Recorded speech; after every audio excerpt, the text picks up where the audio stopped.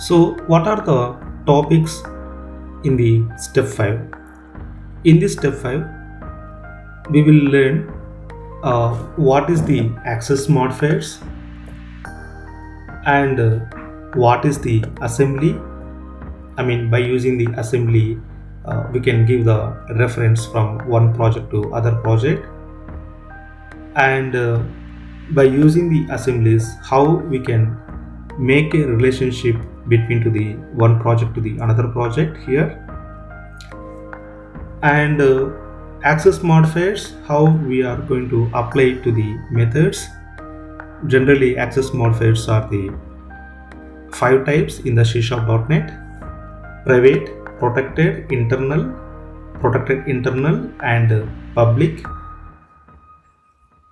At the same time, we have to understand what is the difference between internal class and public class. What is the situation we have to use the internal class, and what is the situation we have to use the public class.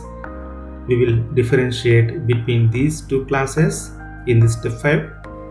At the same time, we will understand the access modifiers by using the comparison table.